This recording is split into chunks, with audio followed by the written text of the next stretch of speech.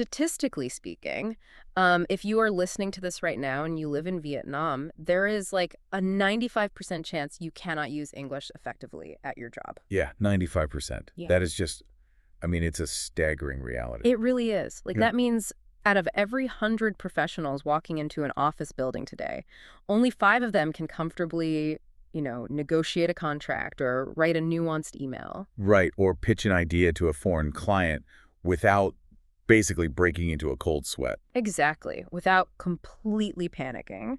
And, well, if you flip that statistic around, it represents this massive gaping opportunity for you. Oh, absolutely. It's a huge advantage. Right, because if you can cross that bridge and just acquire this single skill, you instantly place yourself in the top 5% of the labor market. You are no longer competing with the other 95. You're in a different league entirely. Yeah, a completely different league. But, of course, crossing that bridge is the part that makes everyone, want to pull their hair out. Because for the vast majority of adults, the experience of trying to learn English is just profoundly frustrating. Oh, yeah. So frustrating.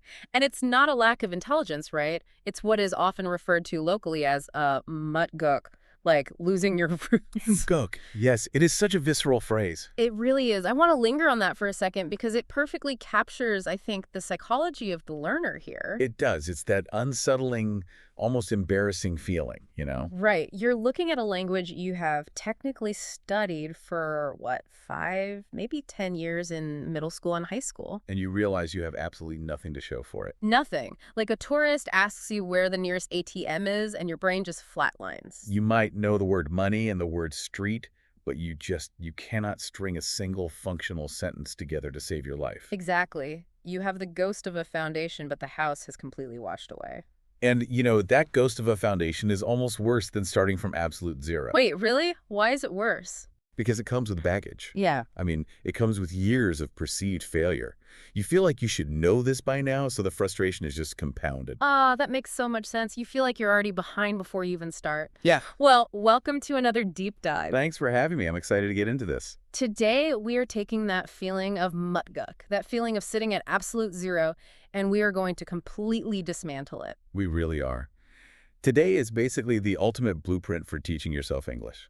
Yeah, we are stripping away the generic, useless advice like, just watch more Netflix or, practice every day. We are going to get incredibly granular. We have to. Because language learning is not some magical, innate talent that you are either born with or you aren't. Right, it's not a superpower. Exactly. It is a biological cognitive mechanism. It's a predictable system. And if you understand the mechanics of the system, well, you can hack it. Okay, let's unpack this. Here is our mission today. We are going to explicitly outline 2 core focuses for you. First, exactly how to train the physical machinery of your mouth for perfect pronunciation. Yes, and second, the mathematical, psychological methods to memorize vocabulary so that it actually sticks permanently. But before we hand you those specific self-study tools, we really have a major psychological hurdle to clear. We do. The mindset misalignment. Right. Because if we don't fix how you view the timeline of this project, every single tool we give you today will eventually just be abandoned. Yeah, you'll just quit. So let's talk about the sprint versus the marathon. I mean, I have seen this happen to so many friends. Oh, me too. The January 1st phenomena. Yes. January 1st rolls around, they make a New Year's resolution to learn English, they lace up their mental running shoes, they buy 3 different premium apps. They buy a huge stack of textbooks. Exactly. Yeah. And they commit to studying like 3 hours a day, and they sprint as hard as they humanly can. And by mid-February, they are completely burned out. Completely. They hit a wall, they realize they still can't understand a CNN broadcast, and they just quit. They failed because they treated language learning like a 5-kilometer sprint. Right. But learning a language is a 42-kilometer marathon. If you sprint off the starting line of a marathon, you will collapse before you even hit mile 3.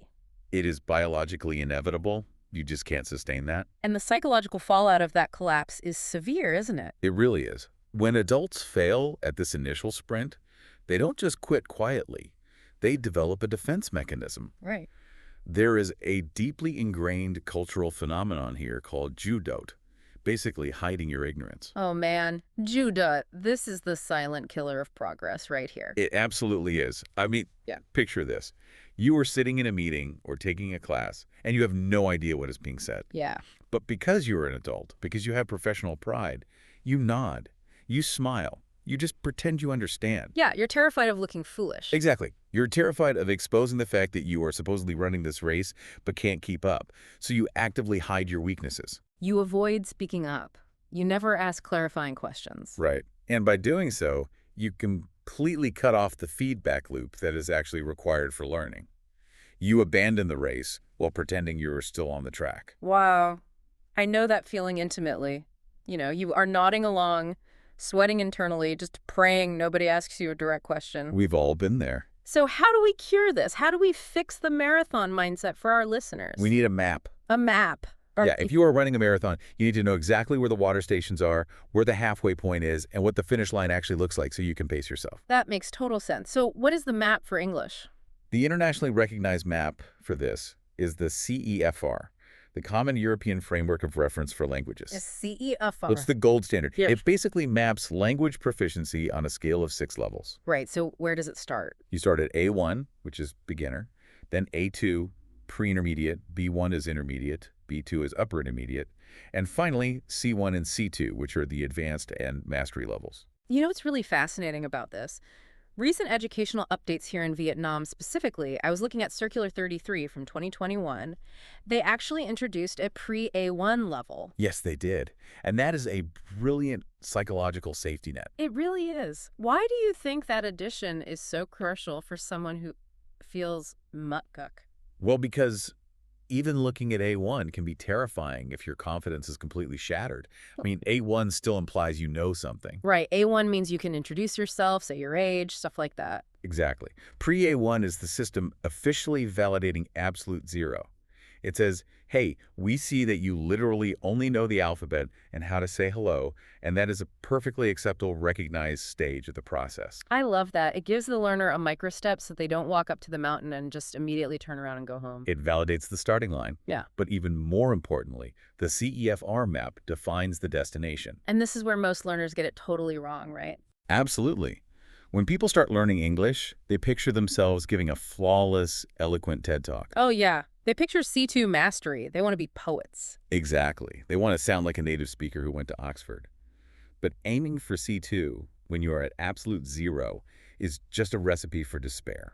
So what should they aim for? What's the realistic goal? The most critical water station on this marathon, the turning point that changes your entire career trajectory, is B1. B1. Okay, let's hover on B1 for a minute.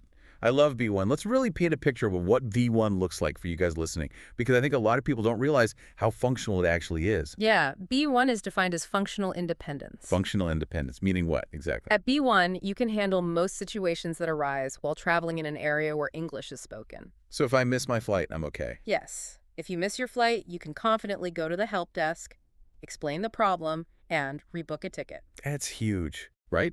You can write simple, connected text on familiar topics. You can draft a standard professional email updating your boss on a project. Okay, so you aren't debating, like, the philosophical nuances of artificial intelligence. No, definitely not. But you are surviving. You are communicating. That is so practical. Economically speaking, B1 is the threshold. It is the minimum requirement for many multinational corporate environments. Mm-hmm. It is the gatekeeper to that top 5% we talked about at the beginning. You know, I like to think of B1 like getting your driver's license. Oh, that's a great analogy. Right, because before you have it, you are completely reliant on everyone else. You need a translator, you need subtitles, you literally need someone to hold your hand across the street. Yes, exactly. But when you pass your driving test and get that B1 license, you are not a Formula One racer. You aren't C2. Right, you're not doing donuts in the parking lot. Yeah, you might occasionally grind the gears, you might struggle to parallel park in a tight spot, and you certainly aren't going to enter a high-speed pursuit. But you can drive. Exactly. You can get in the car by yourself, drive across town to the grocery store, merge onto the highway, and safely navigate the roads independently without a teacher in the passenger seat hitting the emergency brake. You have autonomy. Linguistic autonomy. That is the perfect way to frame it. But here's the thing about getting that driver's license. Before you can navigate the highway, before you can even think about the rules of the road or where you are driving, you literally need to know how the physical machinery of the car operates. Yes, you have to know where the steering wheel is. Right. You need to know how the steering wheel feels, where the gas pedal is, and how to physically shift the gears. If you don't understand the physical mechanics of the machine, you are going to crash immediately. Which brings us to the most neglected, yet most critical, first step of self-study. Pronunciation. Pronunciation. The physical mechanics of producing sound. And this is where so many self-taught learners completely sabotage themselves, isn't it? They really do. They try to play a guitar that is fundamentally out of tune. Ooh, I like that. They jump straight into memorizing giant lists of vocabulary and studying complex grammar rules without ever learning how to physically produce the sounds of the English language. Okay, explain the mechanism of why that is so dangerous. Like, why can't I just learn the words first and fix my accent later? I mean, I want to communicate now. Because of how the brain builds neural pathways. Okay, biology. Let's go. Right. When you learn a new word, let's say the word schedule, and you immediately internalize a completely incorrect Vietnamese influenced pronunciation of it. Like, maybe you pronounce it sikadun. Exactly. Sekadun. Your brain hardwires that acoustic signature to the meaning. You are laying down concrete over a mistake. Oh, wow. Laying concrete over a mistake. Yeah. And if you do this for 1,000 words, you have built a massive house of incredibly bad habits. And trying to break that up later is a nightmare. It's agonizingly difficult. Furthermore, if you know 3,000 words, but your pronunciation is so fundamentally flawed that a native speaker cannot decipher what you are saying, well, your vocabulary is completely useless. Right, because nobody understands you. You have a massive database that cannot be accessed by anyone else. It's like having $1 million in a bank account, but you forgot the PIN code. The money is there, but you can't use it. Exactly. So how do we tune the guitar? How do we actually fix this from day one if we are sitting in our bedrooms alone? The absolute non-negotiable starting point is the IPA. The IPA, you mean the International Phonetic Alphabet? Yes. Those weird little symbols in the dictionary that look like alien hieroglyphics, I always ignored those. Everyone ignores them. But there are 44 sounds in the English IPA. And the key to mastering them is a total paradigm shift in how you view speech. Okay, a paradigm shift. Explain. Pronunciation is not an intellectual exercise. It is a profoundly physical, biological act. It is muscle training. Muscle training, I need you to break that down for me. Think about what happens when you speak. You are forcing air from your lungs up through your vocal cords to create vibration, right? And then you are molding that raw sound using this specific physical placement of your tongue behind your teeth, the shape of your lips, and the opening of your jaw. Okay, I'm picturing the anatomy of it. Now, since the day you were born, you have been training the muscles in your face to produce the specific sounds of Vietnamese. Right, those muscles are jacked. Exactly. Those neural pathways and muscle memories are incredibly strong. They are the default setting of your physical mouth. And Vietnamese and English are like fundamentally different on a physical level. Completely different. English requires you to put your mouth into postures it has never held before. Give me an example. Take the sound in words like think or brother. Okay. In Vietnamese, you never stick your tongue slightly out between your teeth and blow air over it. It just doesn't happen. No, never. You'd look crazy. Exactly.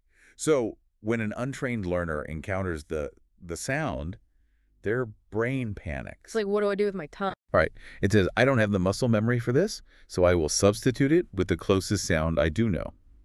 And think becomes tink or sink. So you are essentially fighting against decades of biological habit. Precisely. Which brings us to one of the most effective, yet psychologically uncomfortable, self-study hacks you can use. Okay, give it to us. The mirror technique. Oh, I love the mirror technique, but I guarantee our listeners are going to hate it. They will despise it. Let's explain it. So when you are learning those 44 IPA sounds, you do not just listen to an audio track and repeat it blindly. No, absolutely not. You sit down in front of a physical mirror, you look at the IPA chart, you listen to the native speaker, and then you stare directly at your own mouth in the mirror while you try to reproduce the sound. Yes. You actively monitor and adjust your lip shape, your jaw drop, and your tongue placement to ensure it matches the physical posture required. But why the mirror? Why can't I just feel what my mouth is doing? Because it creates a visual feedback loop for your motor cortex. Yeah. You cannot rely on what you think your mouth is doing. Right, because your brain lies to you. Exactly. You might think your mouth is forming a wide air sound like in cat, but the mirror will reveal your mouth is barely open, producing an A sound like in bed. You have to see it to correct it. I know what you, the listener, are thinking right now. You are picturing yourself sitting alone in your room, staring into a mirror, contorting your face, and making these bizarre, exaggerated vowel sounds. Yep. You are thinking, I'm going to look ridiculous. This feels so silly and incredibly unnatural. It feels wildly unnatural, but you must validate that feeling and push through it. It's like going to the gym, right? Exactly like the gym. If you perform a completely new exercise, targeting a muscle group you have literally never used in your life, you feel awkward, uncoordinated, and weak. Shaking all over. Right. The mirror technique is physical therapy for your mouth. You are literally engaging in resistance training against your mother tongue. So it's supposed to feel weird. It should feel strange at first. In fact, if you are practicing a new English sound, and it feels completely natural and effortless immediately, you are almost certainly doing it wrong. What, really? Yes, you are just defaulting back to a comfortable native sound. The awkwardness is the feeling of the neurological rewiring taking place. Man, the awkwardness is the feeling of progress. I want that on a t-shirt. It's a good motto. Okay, so the mirror gives us visual feedback, but we also need auditory feedback, which introduces another massive problem for self-studiers. A huge problem. We don't actually know what we sound like. No, we don't. And this isn't some psychological illusion. It's physics. Physics. Okay, explain. It's called bone conduction. When you speak, you hear your voice through two pathways. The sound travels out of your mouth, through the air, and into your ear canal. Okay, that's normal hearing.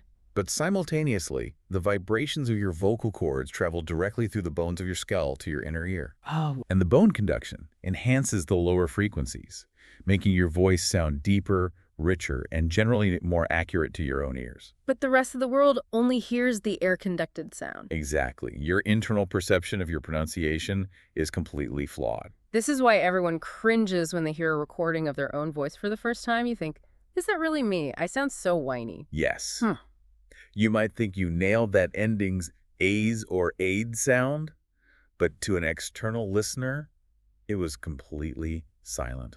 So how do we fix this? The second mandatory hack for pronunciation is recording yourself constantly. Constantly recording. So you record your own voice, reading a short passage or pronouncing IPA sounds, and then what? And then you immediately play it back and compare it side by side with a recording of a native speaker. That sounds brutal. By recording yourself, you externalize your voice.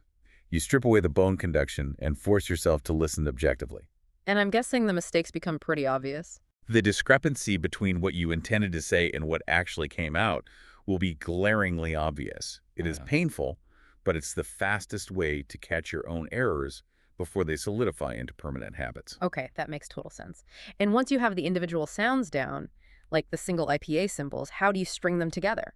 Because speaking English isn't just a robot reading a list of words. No, definitely not. There was a flow to it. Right. This is where we move to a technique called shadowing. Shadowing, I've heard of this. Shadowing is the process of listening to a piece of native audio, a podcast, a VOA broadcast, or movie scene, and repeating what the speaker says almost simultaneously. Almost simultaneously, like an echo. Exactly, slightly behind them, like an echo. But you are not just repeating the words, you are mimicking the entire auditory package. So you become an actor. You become an actor trying to nail a dialect. You copy the intonation, the emotion, the exact places they pause, and crucially, the rhythm. The rhythm. The rhythm is the secret sauce. Explain why the rhythm of English is so difficult for Vietnamese speakers. I mean, it's a huge stumbling block. It comes down to how the languages are timed.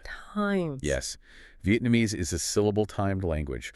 Broadly speaking, every single syllable gets an equal amount of time and weight when spoken. Okay, so it has a steady staccato beat. Da-da-da-da-da. Exactly. English, however, is a stress-timed language. The rhythm is not dictated by the number of syllables, but by the stressed syllables. It's not even. Not at all. The important words, nouns, main verbs, adjectives are spoken louder, longer, and higher in pitch. And what about the little grammar words? The grammar words in between prepositions, articles, they are squashed down, spoken incredibly fast, and linked together. So it's more like da-da-da-da-da-da-da. Exactly. So if a Vietnamese speaker tries to speak English using a syllable-timed rhythm, it sounds completely robotic. Like, I want to go to, dot, the dot store. Exactly. And native speakers find that incredibly difficult to process because they rely on the stress to identify the important information. Wow, that's fascinating. They literally use the rhythm to understand you. Yes, shadowing forces your brain to internalize the music of the language, the rise and fall of the sentences. It trains you to squash those unimportant words down and punch distressed words. I highly recommend doing this with YouTube videos where you can slow the playback speed down to 0.75. It gives your mouth time to keep up with the echo. That's a great tip. Okay, so we've tuned the instrument. You have spent weeks in front of the mirror. You've recorded yourself. You've shadowed actors. You have the physical machinery working. The car is ready to drive. But a perfectly tuned guitar is useless if you don't know any chords. A perfectly pronounced sentence means nothing if you have no words to put in it. Absolutely true. Which introduces the next massive trap learners fall into: vocabulary. Yes, we need the building blocks of the language. But the way most people go about memorizing vocabulary is fundamentally mathematically flawed. Flawed how? I mean, I guarantee almost everyone listening has done this. You get a notebook, you draw a line down the middle. Right, the classic list. On the left side, you write a long list of individual English words. On the right side, you write the direct Vietnamese translation. And then you just stare at it. Yeah, you just stare at it, trying to memorize it by rote repetition. Apple qua tao. Run chai. Beautiful death. It is the fatal flaw of isolated words. Learning words in a vacuum is a trap. Why is it a trap? It seems so organized. Here is the cognitive reason why. When you learn isolated words, you are treating your brain like a dictionary. Right. But a conversation is not a dictionary. It is a stream of interconnected thoughts.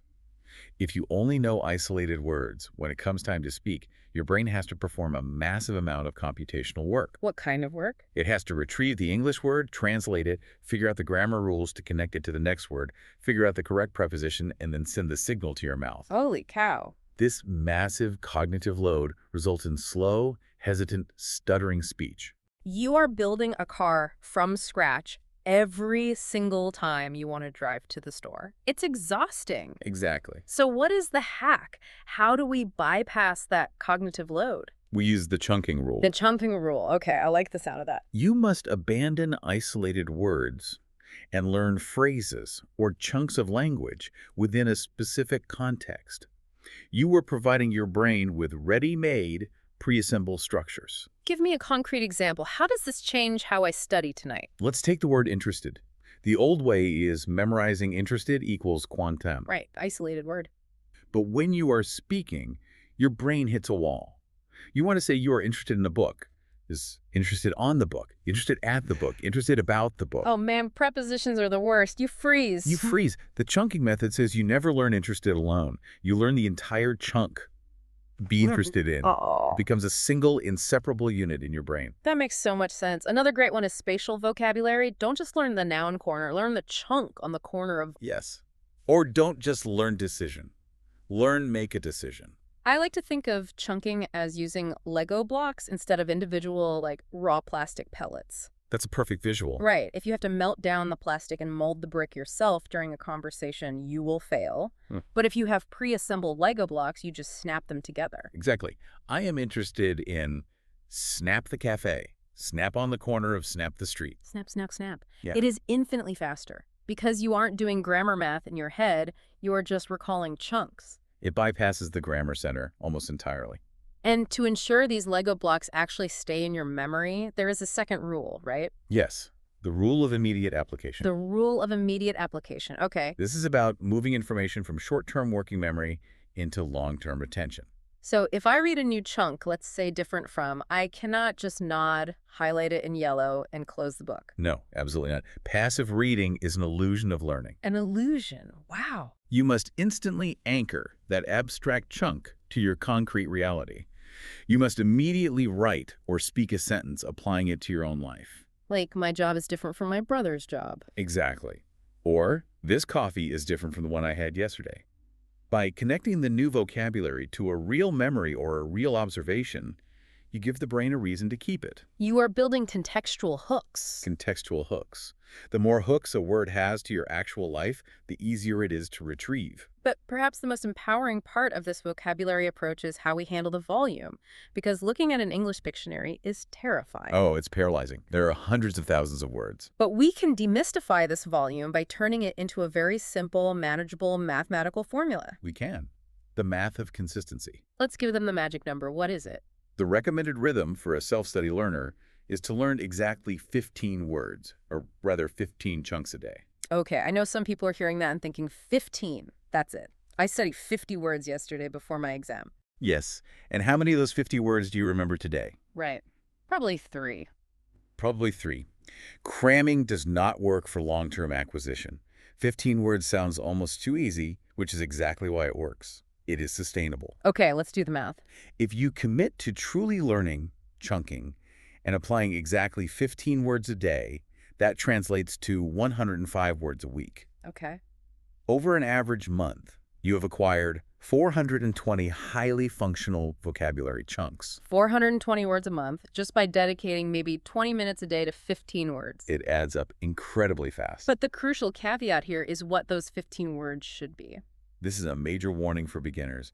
Do not chase the big fancy words. Oh my gosh, yes. I see A1 learners trying to memorize C2 vocabulary because they think it will make them sound smart. Right, they're trying to learn words like ubiquitous, ephemeral, or paradigm. Meanwhile, they don't know how to say refrigerator or Tuesday. It's so true. It is intellectual vanity, and it will destroy your progress. You must focus relentlessly on your immediate reality.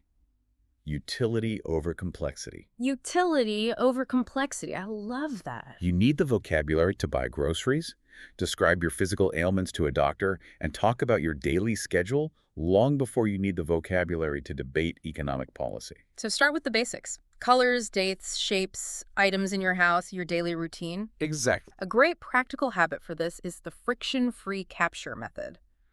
Carry a small pocket notebook or use a specific notes app on your phone everywhere you go. Yes, capture in the moment. As you move through your day, you will constantly encounter gaps in your vocabulary. You will look at the steering wheel of your car and realize, oh, I don't know how to say that in English. Right. Write it down immediately in your native language. At the end of the day, those gaps become your 15 words to look up, chunk, and apply. You are literally building a customized vocabulary list based on the life you actually live. And if you prefer a structured approach, standard texts like Vocabulary for Intermediate Students or Basic Vocabulary in Use are excellent resources. They are, because they group vocabulary by practical themes, like at the airport or describing personalities, which naturally encourages chunking. Now, here is where this 15 words a day math gets incredibly exciting. Let's connect this daily habit back to the CEFR map, the marathon we are running. This is where the overwhelming mountain becomes a series of highly predictable milestones. Lay it on us. According to linguistic data, to function at an A1 level, you need a working vocabulary of approximately 300 words. Okay, 300. To reach A2, you need about 600 words. And to reach that golden ticket, the B1 intermediate level, your driver's license, you need a functional database of roughly 1,200 words. Wow, okay, let's run the calculation for you guys listening right now. If you follow the 15 words a day rule, you are permanently acquiring 420 words a month. Right. That means, mathematically, you hit the A1 vocabulary requirement in less than 3 weeks. Think about that. You hit A2 in a month and a half. And you reach the vocabulary capacity required for B1 intermediate fluency in under 3 months. It's amazing. 3 months of consistent 15-word days to build the entire database required to change your career. It completely removes the emotion from the process. It's not about talent. It's just an equation. Volume multiplied by consistency. It is so empowering to look at it that way, just an equation. However, having a massive database of chunked words is not enough on its own. No, it's not. You have tuned the guitar, you have learned the chords. Now you need the underlying music theory to arrange those chords into a song, and you need the reflexes to actually play it live when someone is listening. Which brings us to activating the knowledge. Grammar, listening, and speaking. Let's tackle the monster in the room first, grammar. The dreaded G word. For most people, the word grammar induces physical anxiety. I mean, traditional schooling often turns it into an endless, punishing list of exceptions, obscure rules, and complex diagrams. Oh, we've all been there, sweating over a multiple choice test, trying to figure out if it's the past perfect or the past perfect continuous. Exactly. But the approach for the self-taught adult must be entirely different. We need to adopt grammar minimalism. Grammar minimalism. I like the sound of that. What is it? Grammar minimalism is a crucial survival tactic. It is the realization that you do not need to master the entire blueprint of a skyscraper just to build a functional house. Okay. You must ruthlessly prioritize. You do not need to master the future perfect continuous to communicate effectively in 99% of workplace scenarios. Right. So if I want to say, I will have been working here for 10 years by next month, which is a nightmare of a tense, how do I bypass that using minimalism? You simply use a basic tense and add a clear time marker. You say, next month, I work here for 10 years. Wait, really? Is it grammatically flawless? No. Will your boss, your colleagues, and your clients understand exactly what you mean? Yes, absolutely. The goal is communication, not perfection. Okay, so what is the essential minimalist toolkit? What actually fits in the toolbox? You only need 5 core tenses to manipulate time effectively. Just 5. Just 5. The present simple for routines and facts. The present continuous for right now. The present perfect for past actions that affect the present. The past simple for finished events. And the future simple with will or going to for predictions and plans. Wow. If you can confidently wield those 5 tenses, you are functionally unstoppable. You really are. 5 tenses. That is incredibly liberating. What else is in the toolkit? Beyond tenses, you need a solid grasp of basic word types, knowing how a noun, verb, adjective, and adverb fit together in a standard subject-verb-object sentence. Simple structure. Right. You should understand the basic conditionals, the if-then statements type 0 through 3, so you can discuss hypothetical situations or negotiate. Like if you lower the price, I will sign the contract. Exactly. You need the passive voice, which is heavily used in business emails to sound objective. The report was finished rather than I finished the report. Exactly. And finally, relative clauses using who and which. This allows you to combine 2 short, choppy sentences into one smooth thought. So instead of 2 sentences, you say, the man who called me yesterday is the new manager. That is your minimal viable grammar. You could fit that entire list on a single sticky note. You really could. And the best way to practice this isn't by doing endless workbook drills. It's by using gamified apps that focus on rapid repetition. Things like English Grammar in Use, or apps like Johnny Grammar Word Challenge or Magoosh Grammar that use flashcards to test your reflexes. You want the grammar to become instinctive, not algebraic. Okay, so grammar gives us the assembly instructions, but how do we train our reflexes for the wild? Because when a native speaker is talking to you at full speed, you don't have time to think about relative clauses. You don't. That is the realm of listening comprehension. Oh. And frankly, this is where learners face the most brutal reality check. Oh, yeah. Because the English you read on a page looks absolutely nothing like the English you hear in a coffee shop. Connected speech. It is the bane of my existence. Yes. Native speakers do not enunciate clearly, word by word. Ugh. They smash words together, they drop consonant sounds entirely, and they link ending sounds to the beginning of the next word. Like, what are you going to do becomes what am I going to do? Exactly. Or, I want to get a cup of water becomes I want to get a coop of water. I want to get a cup of water. If you have only ever trained your eyes by reading textbooks, your ears will be completely deaf to connected speech. Completely deaf. So how do we train the ear? The hack for this is incredibly intense. It is called the 4-step dictation method. It's intense, but it works. I want to warn you guys listening right now. This is going to be painful. This is the heavy lifting of language learning, but it is the fastest way to rewire your auditory processing. Walk us through the 4 steps. Step 1, you take a short audio clip, maybe 1 or 2 minutes max, a podcast excerpt, a news clip, something slightly challenging. You listen to the entire clip once through without stopping and without looking at the transcript. Yeah. You will not understand everything, and that is fine. Your goal is simply to acclimatize your ear to the speaker's speed, their accent, and to catch the general gist of the topic. Just letting the waves wash over you. Don't panic. Okay, step 2. Step 2, you listen again, but this time with a pen and paper. You are actively hunting for the main ideas. Listening for the stressed words. Exactly. Listening for those stressed words we talked about earlier, the loud nouns and verbs.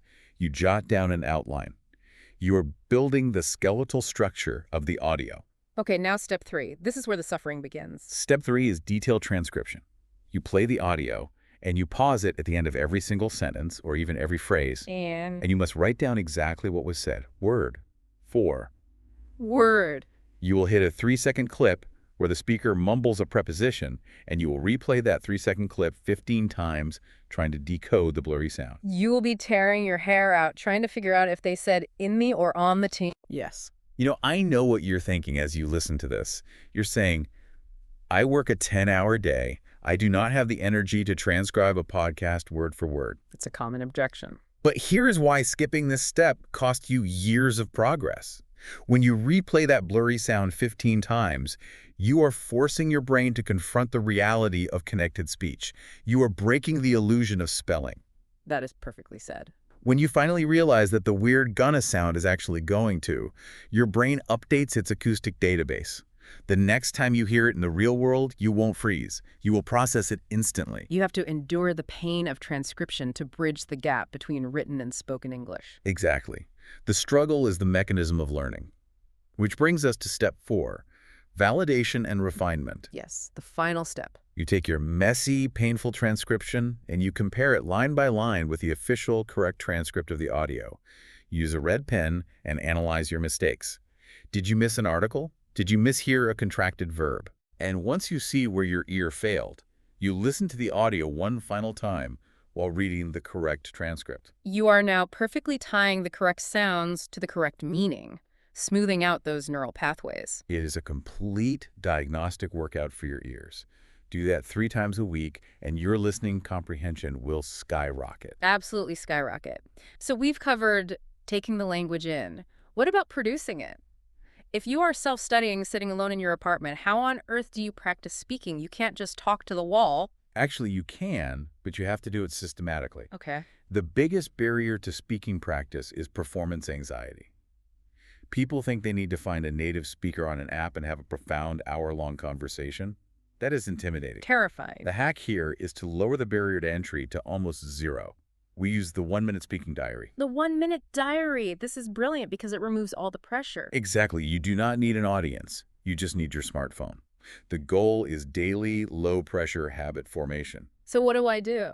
You dedicate 5 to 10 minutes a day to practicing speaking out loud in your room about incredibly mundane things. You don't need a complex topic. Describe the room you are sitting in. Describe your morning routine. Look out the window and describe the traffic. And the technique here is to start with the simplest possible sentence and actively practice expanding it. This trains your brain to retrieve those vocabulary chunks we talked about. Yes, expansion is key. So you look out the window and say, I see a man. Simple. Now, add an adjective. I see an old man. Add an action. I see an old man walking. Add a location. I see an old man walking on the sidewalk. Add a time or frequency. I see an old man walking on the sidewalk every morning. You take a basic grammatical skeleton and you practice layering the meat onto it. You are stretching your linguistic muscles in a safe environment. And once you have warmed up for a few minutes doing that, you execute the accountability step, the diary itself. What's the diary step? You turn on the voice memo app on your phone or your camera if you're brave, and you record yourself speaking continuously for exactly 1 minute. 1 minute. No script, no stopping to look up words, just 1 minute summarizing your day or explaining your plans for the weekend. And what is the psychological power of hitting that record button? It simulates the mild stress of a real conversation. When the red light is blinking, your brain has to perform. You can't pause for 30 seconds to remember a word. No, you have to find a way around it, which is a crucial real-world skill called circumlocution. Okay. But more importantly, you're creating a tangible, indisputable record of your progress. Language learning is so gradual that you rarely notice yourself getting better, which leads to demotivation. Because it feels like nothing is happening. Exactly. But if you record a 1-minute diary every day for a month, and on day 30 you listen to your day 1 recording, the difference will be staggering. Oh, I bet. You will hear how much faster you are, how much smoother your pronunciation is. That undeniable proof of progress is the greatest motivational fuel you can give yourself. Anyone has 1 minute a day. There are no excuses. 0 excuses. So let's step back and look at the massive architecture we have just built for you guys. We started by mapping the marathon with the CEFR. We tuned the physical machinery of the mouth using the LPA, the mirror technique, and shadowing. We gathered the building blocks by mathematically chunking 15 words a day. We bypassed the textbook traps with grammar minimalism. We rewired our ears with 4-step dictations, and we built speaking confidence with the 1-minute daily diary. It is a complete, bulletproof daily routine. But the ultimate lingering question remains, how long? The reality check. Yes. If I do all of this, when do I actually get my B1 driver's license? When do I cross the finish line and join that top 5% in the job market? This is where we must banish the marketing myths. We have all seen the YouTube ads promising you will be fluent in 30 days. Fluent in 30 days. That is biologically impossible. To understand the true timeline, we rely on the guided learning hours established by Cambridge Assessment English. Cambridge data. Yes, these are statistically proven, massive data sets showing the average time it takes a human brain to progress through the CEFR levels. Let's lay the cold, hard numbers out for everyone. If you are starting from absolute zero, mutkuk, to reach A1 beginner, requires approximately 90 to 100 hours of focused learning. Okay, roughly 100 hours. To progress from A1 to A2 pre-intermediate, you need an additional 180 to 200 hours. Okay. To make the critical leap from A2 to B1 intermediate, the economic turning point, takes about 350 to 400 hours. Wow. And just to put things in perspective for those who still want to be poets, to go from C1 advanced to C2 mastery takes an additional 1,000 to 1,200 hours. Those bulk numbers, 400 hours, 1,000 hours, can induce a minor panic attack.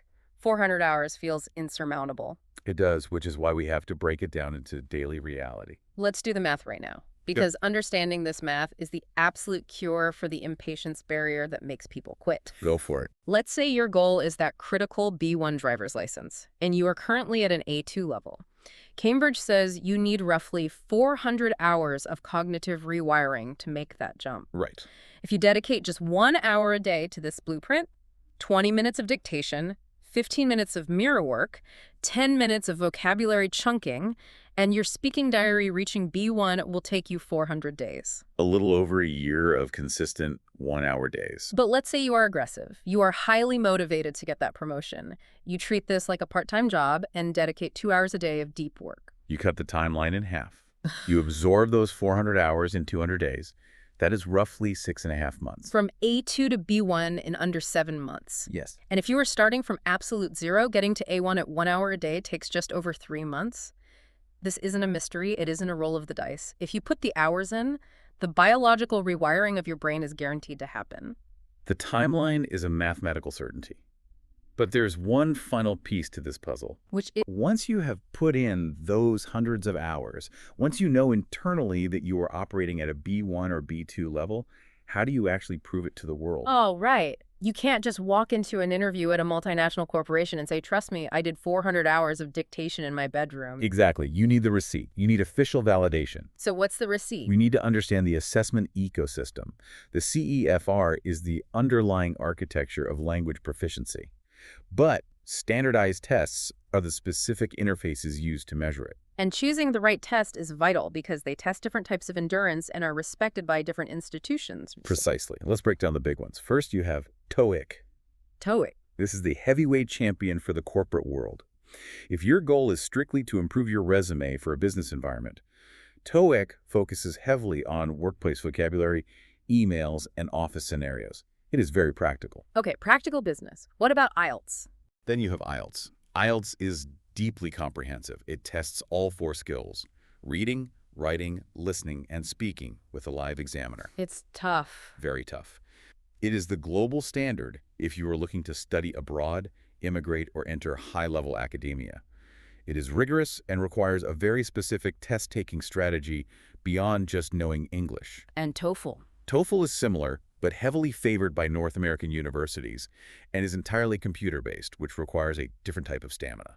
And we shouldn't forget the Cambridge exams themselves, which are brilliant because they are explicitly tied to the CFR levels. You don't just get a score, you pass a specific level. Right. The CET exam proves you are A2. The PET exam is your B1 certificate. The FCE is B2. Passing one of these means you have definitively conquered that specific tier of the marathon. Additionally, for our listeners in Vietnam, it is crucial to recognize the V-STEP framework. Yes, the Vietnamese standardized test of English proficiency. This is a 6-level framework designed specifically for the local context, and it maps directly onto the CER. V-STEP level 3 is your B1 equivalent, level 4 is B2, and so forth. If you are working within the domestic public sector or local educational institutions, this is often the exact metric they require. The point is, the test is not the enemy. The test is simply the finish line tape that you break through to prove you ran the marathon. You just pick the specific tape that aligns with your career goals. Precisely. The test is the validation of the system. All right, we have covered a massive amount of ground today. We started in the murky, frustrating waters of Mutguk, feeling like you had no foundation. We identified the fatal flaw of the sprint mentality and the silent trap of hiding your ignorance. But now you are armed. You have the map, the CEFR. You have the physical conditioning, tuning your mouth with the IPA, the mirror, and shadowing. You have the building materials, mathematically acquiring 15 chunked words a day. You have the survival skills, Yeah. grammar minimalism, and the brutal but effective four-step dictation.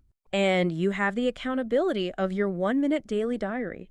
You know exactly how many hours it takes, and you know how to prove it with a test at the end. It is a comprehensive, infallible system, if executed with discipline. But as we wrap up, I want to leave you, the listener, with a final, slightly provocative thought to ponder. Ooh, provocative. Let's hear it. We have spent this entire deep dive treating language as a utilitarian tool, a way to get a better job, negotiate a contract, or survive a trip abroad. Right. But we are living in a moment of unprecedented technological disruption. Artificial intelligence is advancing at a terrifying speed. It really is. We already have devices in our pockets that can instantly translate our text. Within a very short time, we will have earpieces that can listen to a foreign language and translate it into our native tongue in real time. Perhaps even mimicking our own voices with perfect pronunciation. Exactly. It is a wild thought. If a piece of silicone can do the job perfectly and instantly, why should anyone willingly subject themselves to 400 hours of painful dictation and staring awkwardly into a mirror? Why run the marathon if a machine can just teleport you to the finish line? That is exactly the question. What is the hidden intrinsic value of the cognitive struggle required to self-study a language? Wow. I would argue that the value goes far beyond the mere utility of ordering a coffee or writing an email. When you spend hundreds of hours retraining your facial muscles, when you force your brain to rewire its neural pathways to understand the logic of an entirely new grammatical structure, and when you absorb the cultural nuances embedded in vocabulary chunks, you are not just acquiring a tool. You are fundamentally changing the physical and cognitive architecture of your brain. You are upgrading your mental operating system. Does the sheer act of rewiring your brain to understand a new language change how you perceive the world itself? I think it does. Does wrestling with the syntax of another culture grant you a level of cognitive flexibility, resilience, and deep empathy that an AI translation earpiece can never, ever replicate? I believe it does. The struggle is not just the path to learning English. The struggle is the path to expanding your own human capacity. That is something for you to think about when you are sitting in front of that mirror tomorrow morning. What an incredible thought to end on. You aren't just learning to speak, you are learning to think in a wider spectrum. Absolutely. Thank you so much for joining us on this deep dive. If you have been sitting on the sidelines, paralyzed by the ghost of past failures, consider this your starting pistol. Go buy a cheap mirror, find your first 15 chunks today, hit record on that 1-minute diary tonight. The marathon is waiting, and you finally have the map. We'll catch you on the next one.